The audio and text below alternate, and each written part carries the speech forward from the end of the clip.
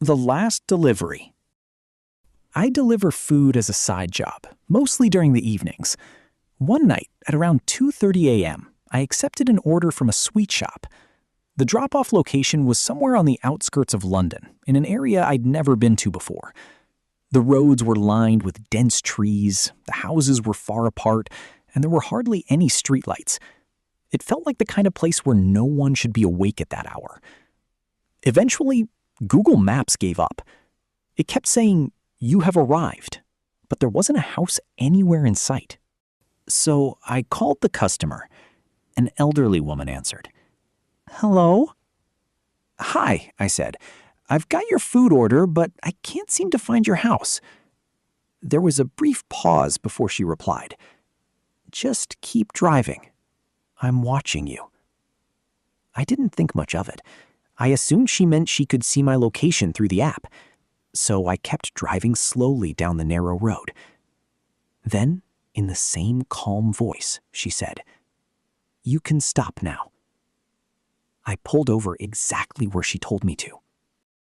As I reached down to pull the handbrake, knock, knock. Someone tapped on my driver's side window.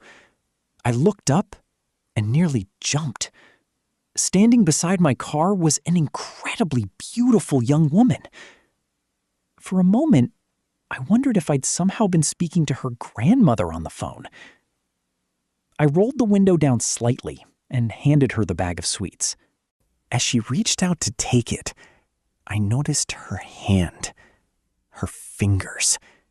They weren't normal. They were unnaturally long. Not just slender, long. Each finger looked almost twice the length it should have been. An uneasy feeling washed over me. Then my eyes dropped lower. She wasn't wearing any shoes. She was completely barefoot. And her toes?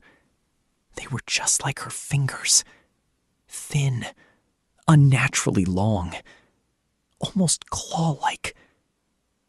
I froze for a second. Then she smiled. "Thank you." The words were polite, but the voice, it wasn't hers. It was the exact same elderly voice I'd heard on the phone only moments earlier. Without saying another word, I nodded, put the car into gear, and drove away as fast as I could. My heart was pounding so hard I could hear it over the engine. After putting some distance between us, I looked into my rearview mirror.